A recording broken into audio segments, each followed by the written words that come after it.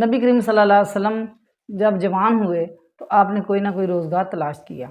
یہ جفا کشی کا دور تھا، لوگ محنت کرتے تھے، تو اس کے تحت آپ نے بھی اپنے گزر اوقات کے لیے اور اپنے چچا کی مدد کے لیے کوئی نہ کوئی کام شروع کر دیا۔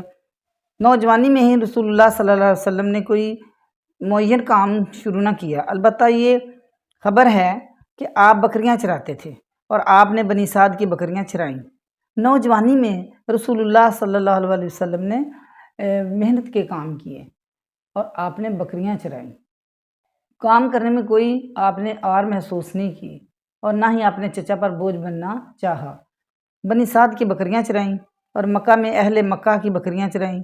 چاند قرات کے عوض، جو کہ سکہ اس وقت چلتا تھا قرات، جس طرح آج کا ڈالر وغیرہ ہے یا دینار ہیں، اس طرح چاند قرات کے عوض بکریاں چراتے رہے۔ 25 سال کی عمر ہوئی تو حضرت خدیجہ رضی اللہ تعالیٰ عنہا کا مال لے کر تجارت کے لیے ملک شام تشریف لے گئے۔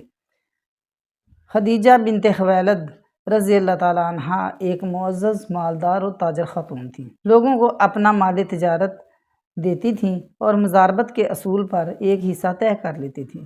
پورا قبیلہ قریش ہی تاجر پیشہ تھا۔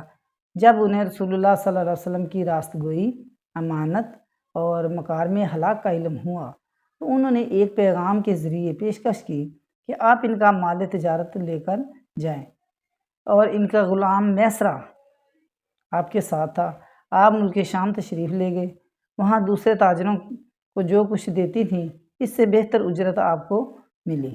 آپ نے یہ پیشکش قبول کر لی اور ان کا مال لے کر اپنے غلام میسرہ کے ساتھ، بلکہ یہ حضرت خدیجہ کا ہی غلام تھا، ملک شام تشریف لے گئے۔